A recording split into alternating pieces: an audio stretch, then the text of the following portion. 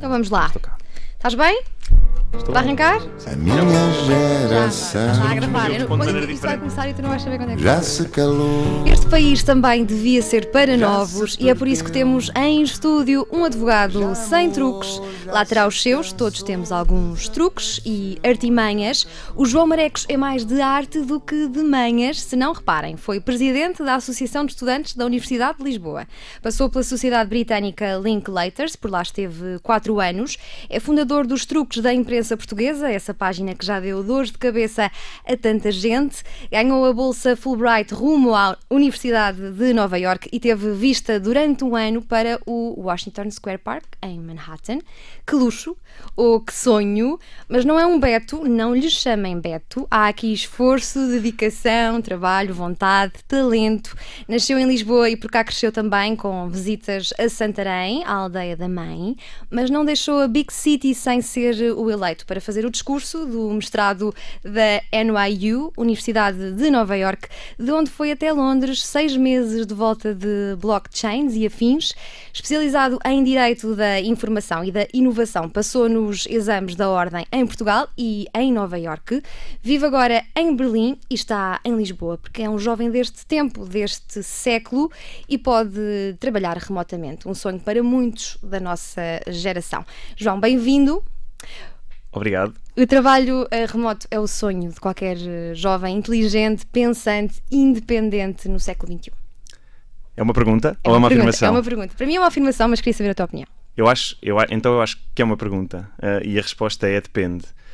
Acho que não é para toda a gente trabalhar remotamente, desde logo porque implica muito trabalhar sozinho, e há muita gente que precisa não só do contacto com os colegas, mas também da mentoria constante, de algum apoio, sobretudo numa fase inicial. E portanto, para mim seria praticamente impossível trabalhar de forma remota se não tivesse já tido a experiência de trabalhar numa sociedade de advogados, com colegas mais velhos que me pudessem ajudar. E portanto eu acho que depende.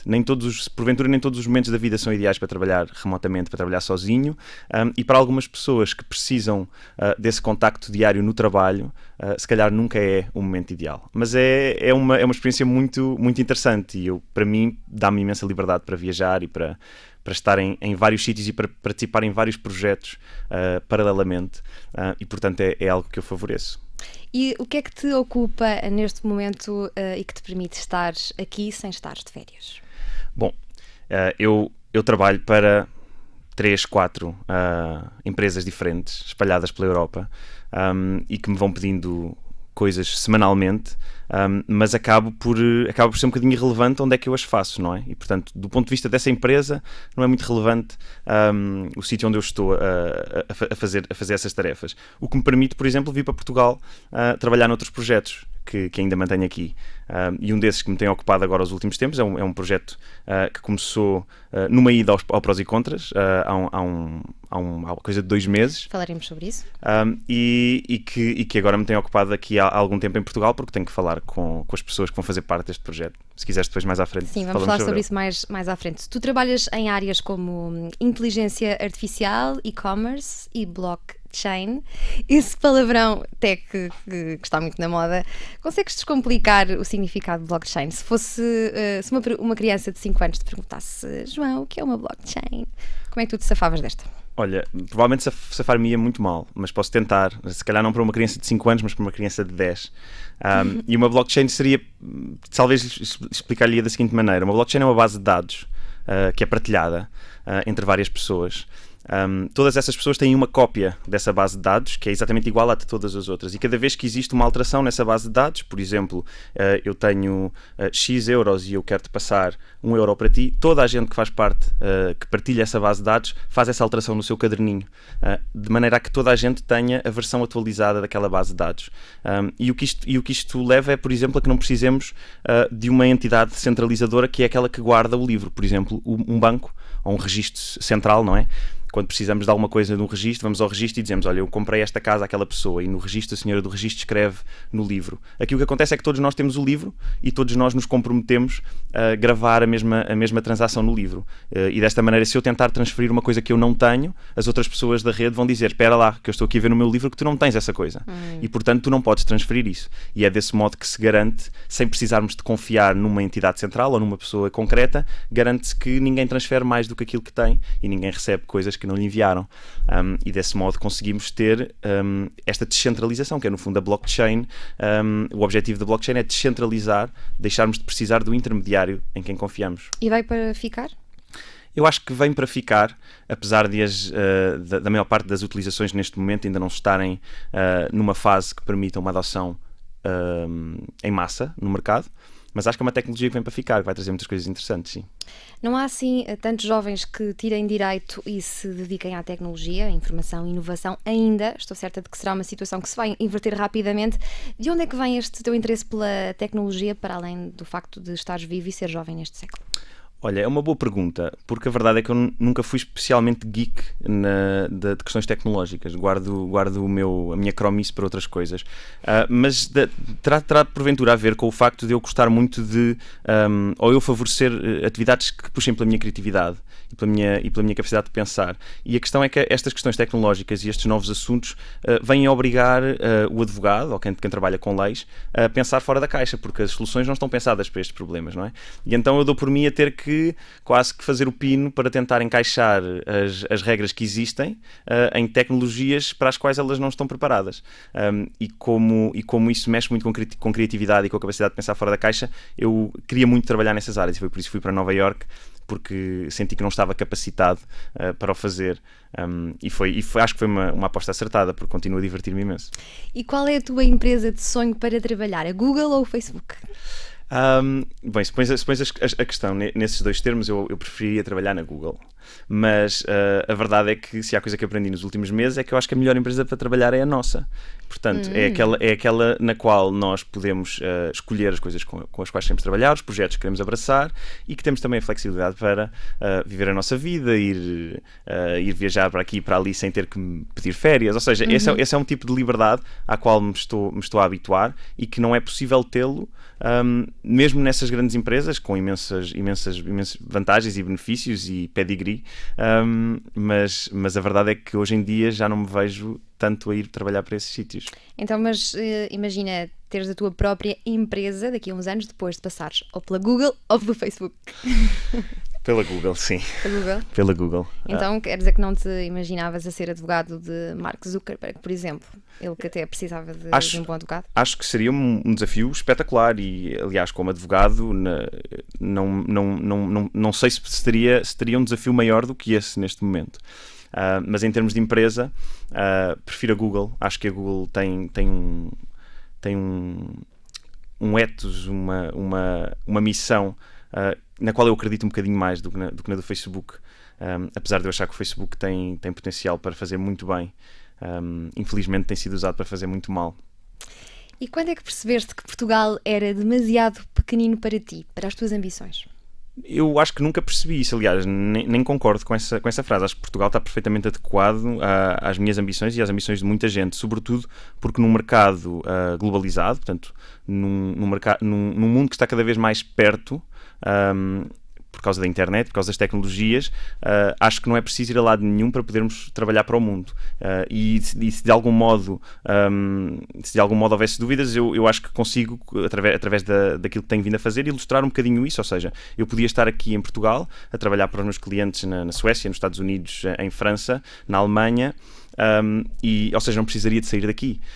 E portanto, de certo modo, essa ideia de que Portugal é pequeno para os sonhos das pessoas mais ambiciosas está a deixar de ser verdade. A tecnologia e a internet permitem-nos chegar ao mundo todo através do nosso cantinho, quer seja em Lisboa, quer seja numa aldeia em Santarém. Eu gostava de deixar aqui a ressalva que eu sei que adoras Portugal e, sobretudo, a língua. A minha pátria é a língua portuguesa. Quem é esta frase? João Miguel Marecos? Torga? Não. Do Bernardo Soares. Eu estava mesmo à espera que tu soubesse Exatamente, Bernardo Soares. esta resposta. O inglês é fundamental para um percurso bem-sucedido em cidades como Nova Iorque, Londres e até Berlim. Também foi importante para Fernando Pessoa, que muito e bem escreveu nessa língua.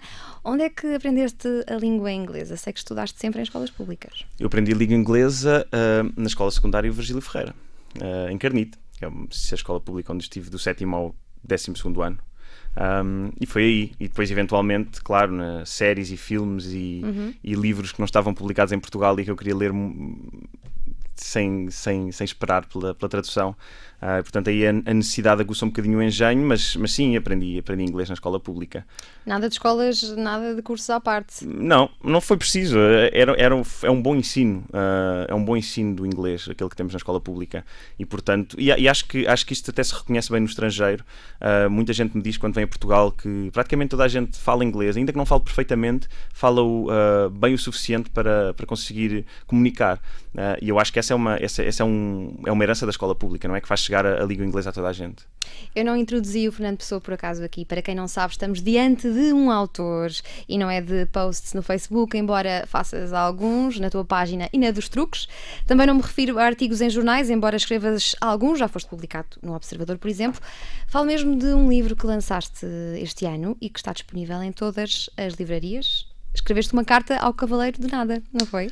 Sim, eu escrevi a carta, mas escrevia enquanto um pequeno Fernando Pessoa que fez a viagem, efetivamente, do Funchal a Durban, quando era pequeno, e eu imaginei que durante essa viagem ele teria vivido uma aventura que gostaria de trocar com aquele que foi, quiçá, o seu primeiro heterónimo, mas sem dúvida o seu primeiro correspondente, este Chevalier de Pas, Cavaleiro de Nada. E apeteceu-me escrever uma história sobre Fernando Pessoa para os mais pequenos, porque quando eu aprendi sobre Fernando Pessoa no secundário e fiquei claramente a achar que foi tarde. Acho que há tanta coisa para gostar nesse universo que tenho pena que não me tenham introduzido um bocadinho mais cedo. E, portanto, foi um bocadinho nessa perspectiva que escrevi o livro, sim. Para tentares que Fernando Pessoa chegue a mais pessoas mais cedo, aos mais novos, nomeadamente, Exatamente. Não é? Vamos falar de outro feito recente teu. Tu estiveste num programa na RTP1 em que um colega de debate, o António Rolo Duarte, dizia que o ensino superior em Portugal era anedótico, quando comparado com a educação em Inglaterra. Não fizeste boa cara na altura, porquê? Eu não concordo com essa afirmação, naturalmente. Acho que é uma afirmação injusta e desajustada. É injusta porque o ensino superior em Portugal, para além de ter excelentes exemplos de sucesso no estrangeiro, mesmo internamente, tem produzido aquilo que de melhor tem sido em Portugal. E por outro lado, acho que, sobretudo pela pessoa que fez esse comentário, que era uma pessoa que não tinha tido essa experiência porque não estudou no ensino universitário em Portugal, e também porque estava porventura a comparar a realidade da universidade onde ele estudava naquele momento, que é uma universidade privada, com uma dotação orçamental inacreditável, com as universidades públicas portuguesas, que são universidades que sofrem todos os anos com falta de fundos, cada vez com mais dificuldade em manter o nível que têm, o nível de qualidade que têm. Portanto, acho que de certa maneira foi uma afirmação desajustada à realidade. Acho que o ensino superior português é de muita qualidade, dá-nos a todos ferramentas para vingarmos lá fora. Não tive qualquer dificuldade em entrar na Universidade de Nova Iorque, tendo o curso tirado em Portugal. Não tive qualquer dificuldade em conseguir convencer empresas estrangeiras a contratarem com esse curso e, portanto, acho que não é desculpa a qualidade do curso. Claro que pode melhorar, claro que o ensino superior em Portugal pode melhorar, tem imensos pontos em que devia ser mais eficiente, mas não é claramente uma andota, está muito longe de ser uma andota.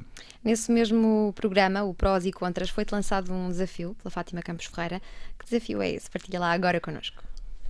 Não foi bem a Fátima que me lançou o desafio. Eu é que me comprometi perante a Fátima. Basicamente, o meu ponto ali era o de que os jovens não são convidados para falar em debates, em entrevistas, em jornais, enquanto pessoas que sabem sobre certos assuntos, mas sempre enquanto jovens, não é? Os jovens só têm palavra enquanto jovens para demonstrar esta ideia de o que é que a juventude tem a dizer sobre isto. E no fundo o meu desafio foi porque é que não os convidamos para falar sobre os temas dos quais eles sabem. Falamos da geração mais qualificada de sempre, temos pessoas com mestrados e doutoramentos altamente especializados em várias matérias e, no entanto, temos sempre as mesmas pessoas a falar sobre os mesmos temas, muitas vezes políticos, muitas vezes jornalistas, que acabam por ficar um bocadinho tudólogos, são chamados para falar sobre tudo, mas não são especialistas. E o meu desafio foi, porque é que não os convidamos? E a Fátima disse, não sabemos onde eles estão, não sabemos quem eles são e não sabemos se querem vir. E então eu comprometi-me a arranjar uma lista de jovens nas várias áreas que são normalmente debatidas nestes meios, que estariam disponíveis para vir falar sobre estes assuntos. E estou a trabalhar nessa lista, juntamente com os Global Shapers. Já terminaste? Não, a lista está, eu diria, a meio caminho. E o que é que vão fazer com ela depois? O objetivo o projeto chama-se 100 oportunidades, 100 enquanto número, mas também para ilustrar esta falta de oportunidades de tomar o microfone pela nossa geração. E será composta por 100 jovens, divididos em 20 categorias diferentes. Cada categoria tem um curador, que é no fundo a pessoa de referência nessa área que dá a cara por aqueles jovens daquela área e que dá no fundo a confiança também aos meios de comunicação social. Convidem estas pessoas porque elas sabem do que estão a falar e a ideia é fazermos um lançamento público e lançarmos um desafio à comunicação social. Vocês vão ou não vão continuar a usar a desculpa de que não sabem quem são estes jovens. Eles agora estão ali e portanto é convidá-los, é dar-lhes a oportunidade. Porque se é efetivamente apenas uma questão de não saberem quem eles são e não uma questão de não os quererem convidar, então vamos acabar com essa desculpa. E a ideia é todos os anos fazermos uma renovação desta lista e, eventualmente, se formos bem-sucedidos, ter caras novas, não é? Acho que faz falta. Eu acho que esta tua iniciativa 100 oportunidades se enquadra perfeitamente nesta rubrica e por isso é que foste o escolhido para o ranking, entre outros motivos. Tu então achas que não há espaço suficiente para os jovens serem ouvidos em Portugal? Eu acho que há espaço, ele está ocupado por pessoas que não são jovens. Acho que há muitas oportunidades para trazer os jovens a falar sobre isto e quando digo jovens, estou a falar estou a falar também de novas sensibilidades. Ouvimos sempre as mesmas sensibilidades, sempre que é para haver um debate sobre um tema político, ouvimos a pessoa do PS, a pessoa do PSD, a pessoa do Bloco de Esquerda, a pessoa do PCP. Também há mais pessoas e mais sensibilidades políticas para falar sobre temas políticos que estão fora dos partidos. Da mesma maneira, quando cai uma ponte, não precisamos de ouvir o jornalista que fala sobre economia a falar sobre a queda da ponte. Há especialistas sobre isso. E a ideia de adicionar a essa ideia das novas vozes, o facto de elas serem novas vozes de jovens, é um desafio extra, que é aquele de apressar, no fundo, esta renovação geracional, porque eu acho que temos um problema geracional, até na vida pública. As pessoas que estão na fila da frente na vida pública hoje são as mesmas que estavam há 20 e há 30 anos. Isto é extraordinário, mas eu acho que há aqui uma culpa que é também partilhada entre a comunicação social, porque a comunicação social perpetua, no fundo, estas vozes que já ouvimos desde sempre, porventura por achar que é aquela que as pessoas querem ouvir, mas se não der oportunidade, se não abrir o espaço para novas vozes, nunca vamos descobrir se essas novas vozes também têm algo a dizer, também têm um impacto na sociedade. Eu pergunto-te, João Marecos, se os jovens querem de facto ser ouvidos. Fala-se cada vez mais no alinhamento dos jovens face à política, por exemplo, as eleições, é ver o número da abstenção. Achas que é um problema estrutural de educação em Portugal, este afastamento? Eu não acho. Eu acho que é uma pescadinha de rabo na boca. Eu acho que a partir do momento em que tu não tens jovens a falar, ou por outra, a partir do momento em que tens sempre as mesmas pessoas a falar, é normal que haja algum sentimento de cansaço.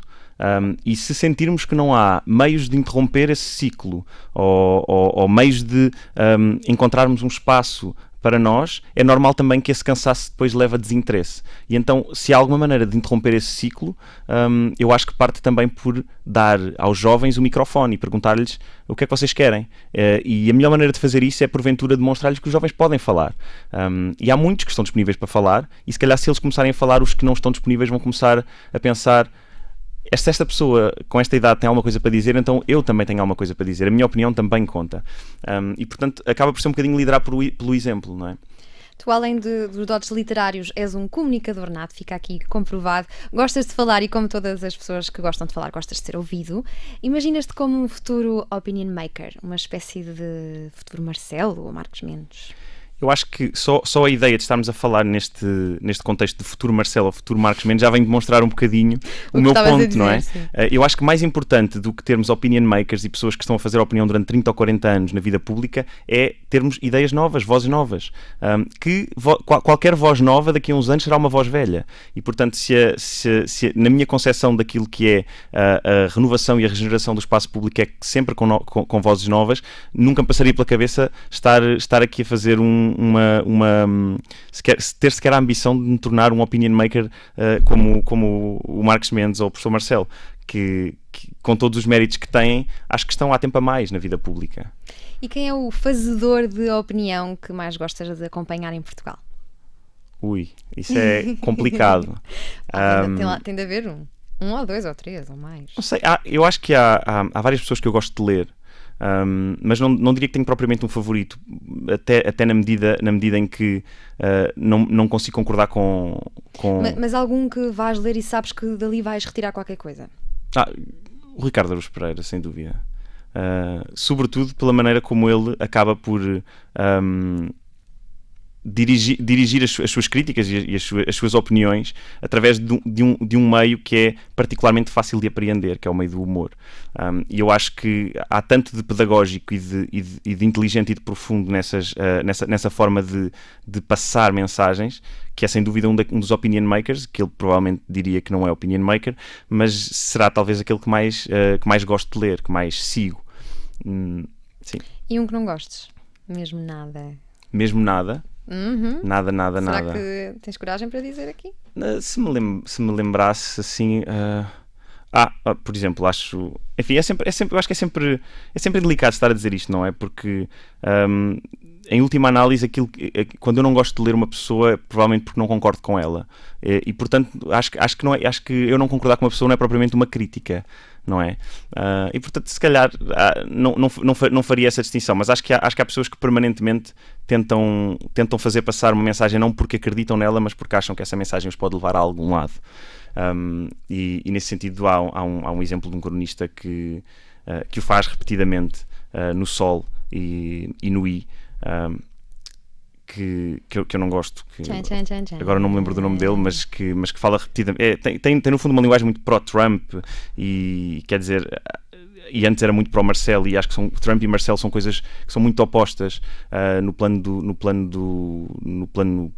político e no plano da ideologia, e portanto parece-me que é uma pessoa que está um bocadinho a navegar as ondas não é? As ondas que estão em determinado momento na berra. E isso eu não consigo respeitar. Respeito muito mais uma pessoa que diz sempre aquilo que eu discordo, mas que o diz com consistência, do que uma pessoa que vai mudando de opinião consoante o vento. Em breve vamos ter acesso à lista que falávamos há pouco, 100 oportunidades. Para já, diz-me o nome de 3 jovens inspiradores, pessoas que, apesar de não estarem assim há tanto tempo no mundo, tenham algo para acrescentar. Alguém que gostes de ouvir ou que poderia estar no teu lugar, seguramente. Sim. Ok, então, uma delas é o João Brites. O João Brites é um Global Shaper, trabalha neste momento em Nova York, na AB InBev, mas já viveu na Amazónia, sabe falar Zulu, e é talvez das pessoas mais apaixonantes de se conhecer. É uma pessoa que fala de... ele fez um projeto chamado Projeto Transformers, em que utilizou o breakdance, que ele faz breakdance, para conseguir chegar a jovens de um bairro problemático e lhes conseguir dar alguma perspectiva diferente daquela que eles normalmente encontrariam. Acho que é uma pessoa super inspiradora com a qual devias falar. É notado, João Brites, mais 2? Isso, se me tivesse dado antes, eu tinha preparado, agora assim okay, então podes cabeça. Podes dar-me depois. O João não vive em Portugal. Tu também não. Nova Iorque, Londres, Berlim ou Lisboa, onde é que se consegue ter uma vida mais interessante e produtiva?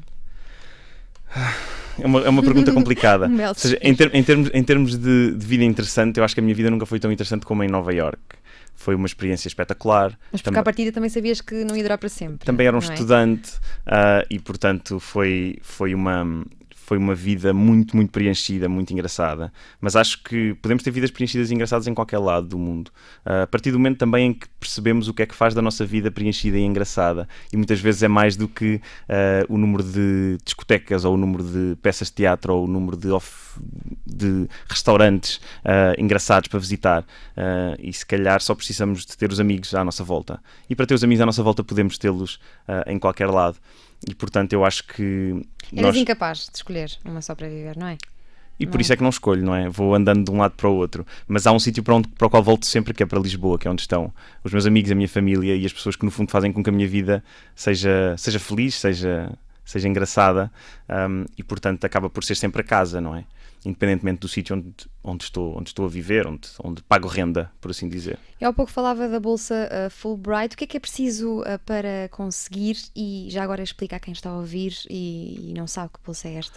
Okay. O que é que consiste? As bolsas Fulbright são bolsas que foram instituídas há muitos anos atrás pelo governo dos Estados Unidos para promover o intercâmbio entre estudantes americanos e estudantes estrangeiros. E em Portugal existe o capítulo português da Fundação Fulbright, e basicamente só precisas de te candidatar com muita antecedência, quase 2 anos antes do ano para o qual te pretendes candidatar, e entregas no fundo todo o teu historial académico, e eles fazem uma escolha com base no mérito, com todas as vantagens e desvantagens dessa análise, mas que é no fundo acho que é acessível, e porventura, e agora fica aqui também uma crítica, é porventura a única boa opção para conseguir uma bolsa de estudo nos Estados Unidos em Portugal. Conseguimos lá fora, se calhar a Universidade Americana dá-nos a bolsa em determinadas circunstâncias, mas bolsas portuguesas para estudar nos Estados Unidos é quase praticamente só a Fulbright e a Fundação Luso-Americana. Terias conseguido ir na mesma, sem a bolsa? Teria, sim. Mas teria porque sou um privilegiado, atenção. Acho que tu no início mencionaste uma série de coisas, talento, inteligência e etc, mas a coisa mais importante para conseguir chegar a este sítio todo é o privilégio. Falas de uma boa família, boa educação? Falo de uma infância sem dificuldades, da possibilidade de estudar apenas e não ter que trabalhar e não ter que me preocupar com outras coisas, de uma família que me apoiou sempre e que me fez acreditar que eu conseguia chegar aos meus objetivos, e portanto não tenho dúvidas nenhumas, e também não só todas estas questões que são circunstanciais, mas também o facto de ter nascido homem, de ter nascido branco, de ter nascido num bairro que não é problemático, e portanto todas estas questões fazem de mim uma pessoa privilegiada, e para uma pessoa privilegiada é sempre um bocadinho mais fácil, um bocadinho mais perto, um bocadinho mais rápido todo o sucesso, esta questão do mérito e esta história do mérito, que é, enfim, acho que andamos um bocadinho a deitar areia para os olhos das pessoas quando fazemos crer que isto é tudo mérito, não é? Não é. Começa por ser sobretudo privilégio. E depois, claro, há trabalho, há dedicação, há acreditarmos, há persistirmos, certo? Mas comecei à frente por causa desse privilégio e da sorte também. E a sorte e o privilégio são, porventura, os maiores fatores de desigualdade, não é? Se fosses um privilegiado obrigado a viver em Portugal, o que é que te dedicarias a fazer por cá? Bem, o mesmo que faço, porque eu não vivendo cá, passo cá uma semana por mês, não é? E portanto agora estou a fazer este projeto das 100 oportunidades, e quero continuar a publicar livros em português, e publicar livros em português será em Portugal, e portanto, pelo menos entre essas duas coisas, entre o ativismo de cidadania e a escrita, são duas coisas para as quais Portugal me é absolutamente inultrapassável. E o resto do mundo é para eu conhecer, é para eu aprender, e é para eu, enfim, tentar conseguir espalhar um bocadinho desta sorte e deste privilégio que me deram, para o qual eu não contribuí, não é? Obrigada, João Mareco. Estamos a chegar ao fim do nosso espaço. Ficas em Portugal muito mais tempo? Eu fico em Portugal mais uns dias e depois volto daqui a 2 semanas. Membro dos Global Shapers, autor de um livro e de muitos poemas e canções por publicar, o João Marecos, que também gosta de cantar e nos fez companhia no Observador. Finito! O que vamos fazer?